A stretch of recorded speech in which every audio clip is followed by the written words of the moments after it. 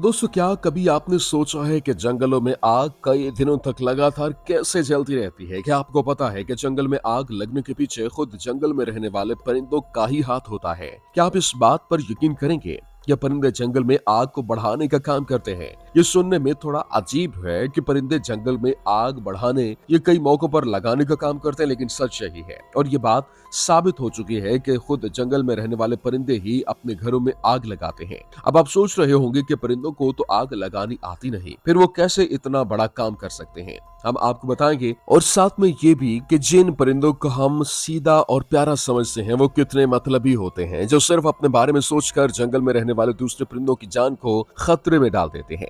आग बढ़ने से पहले मेरा मतलब है कि आगे बढ़ने से पहले बस अब जल्दी से हमारे चैनल को सब्सक्राइब कर दें ताकि ऐसी अमेजिंग और इंटरेस्टिंग वीडियोस आपसे छूट ना जाए। तो ये बात है 1980 की। आग बुझाने पहुंचा यहाँ उसने ऐसा कुछ देखा जिसको देखकर वो हैरान रह गया। उसने देखा कि परिंदा सुलगती हुई दरख्त की एक लकड़ी को चोंच में उठाकर ले गया और ऐसी जगह पर उस लकड़ी को गिरा दिया जहां आग नहीं थी, और इस सुलगती हुई लकड़ी की वजह से उस जगह पर भी आग लग गई। पहले तो फायर फाइटर को लगा शायद गलती से हुआ होगा, हो सकता है ये परिंदा इस लकड़ी को अपना घोंसला बनाने के लिए ले जा रहा हो, और जब इसको इस बात का एहसास हुआ कि इस लकड़ी में आग है तो उसने लकड़ी को इस टुकड़े को फेंक दिया। लेकिन थोड़ी ही देर बाद ये बात एक परिंदे ने फिर से दोहराई, तब जाकर उस फायर फाइटर को लगा कि शायद ये परिंदा जानबूझकर हरकत कर रहा है। तो क्या परिंदे इतने समझदार होते हैं या फिर क्या परिंदे इतने नासमझ होते हैं कि इनको आग लगने के नुकसान के बारे में पता ही नहीं होता? व्हाइट काइट, ब्लैक काइट और ब्राउन फाल्कन वो परिंदे हैं जो जंगलों में आग लगाने का या फिर आग को बढ़ाने का काम करते हैं। अब आप सोचेंगे कि ये परिंदे आग लाते कहां से हैं, क्योंकि ना तो इनको माचिस चलाना आता है और ना ही ये पत्थरों को पकड़कर आग जला पाते हैं। तो इसका जवाब है बिजली। जब बिजली कड़क कर जंगलों में गिर जाती है तो जंगलों में आग की वजह बनती है, जिसके बाद ये तीनों परिंदे इन आग की लपेट के अंदर कम होने का इंतजार करते हैं ताकि लकड़ियां उठाकर दूसरी जगह फेंक सकें और फिर ये तसल्ली से बैठकर पूरा नजारा देखें। और अब यहाँ सवाल उठता है कि जंगलों को जिन लाखों परिंदों जानवरों का घर कहा जाता है, ये इसमें भला आग क्यों लगाते हैं? क्या जंगलों की आग को देखकर और इन जानवरों को जलता हुआ देखकर इन परिंदों को मजा आता है? आखिर ये आग में घी डालने का काम क्यों करते हैं? इसका जवाब जानकर आप आंखें खुली की खुली रह जाएंगे।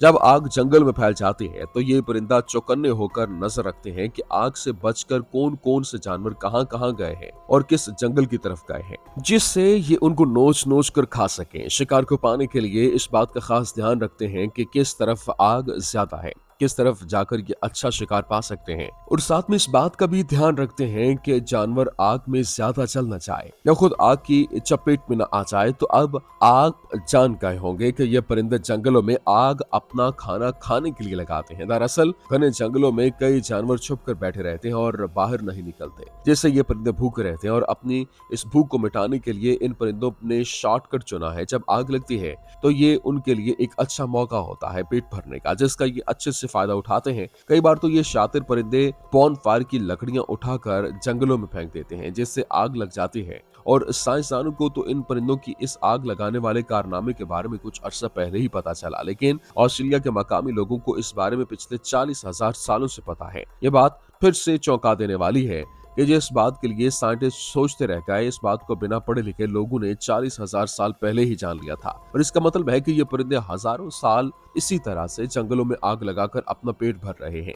एक तरह से देखा जाए तो ये गलत है, लेकिन ये परिंदे अपना पेट भरने के लिए ऐसा करते हैं। अगर इस नजरिए से देखा जाए तो ये सही भी है, और सबसे बड़ी बात तो यहाँ है कि हम अपने इन परिंदों की तबाही मचाकर पेट भरने के लिए नहीं कोस सकते, क्योंकि कहीं ना कहीं इंसान भी तो यही करते हैं। हम लोग भी अपने फायदे के लिए जंगलों को खत्म कर रहे हैं, बिना ये सोचे कि इन जंगलों को खत्म करने के बाद जंगलों में रहने वाले जानवरों का क्या होगा। हो सकता है परिंदों ने भी ये काम करना इंसानों से सीखा हो। जिस तरह से जानवर और परिंदे इंसानों से इतना कुछ सीख रहे हैं, वो दिन दूर नहीं कि जब जानवर इंसानों की तरह काम करते दिखाई देंगे या सोशल मीडिया पर एक्टिव दिखाई देंगे। खैर, ये तो रही मजाक की बात। अब वापस आते हैं अपने टॉपिक पर। तो दोस्तों, आप मिलिए माराबो स्टॉर्क नाम के इस परिंदे से। ये भी बहुत ही बहती हुई गंगा में हाथ धोने का आदी है। जब व्हाइट काइट, ब्लैक काइट और ब्राउन फैल्कन आग लगाते हैं तो ये आग लगने वाली जगह पर जाकर इंसेक्ट्स और इसके साथ दीगर कीड़े मकोड़ों को अपना शिकार बनाता है। ये परिंदे कीड़े मकोड़े खाना पसंद करते हैं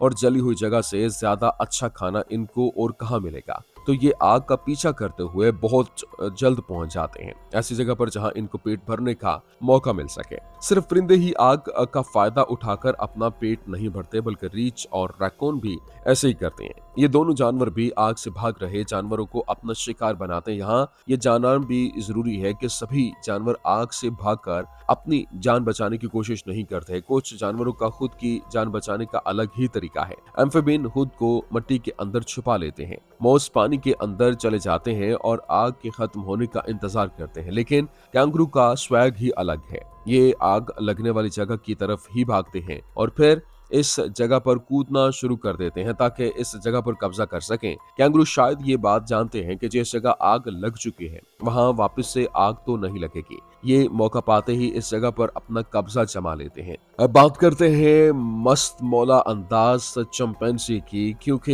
ये थोड़ा बहुत इंसानों की तरह सोचते हैं तो इनको ये भी पता है कि आग से कैसे बचा जाए। जिस तरह चिंपैंजी को आग को इग्नोर करना आता है, इस तरह जंगल के दूसरे जानवरों को नहीं आता और वो अपने हिसाब से खुद को बचाते हैं।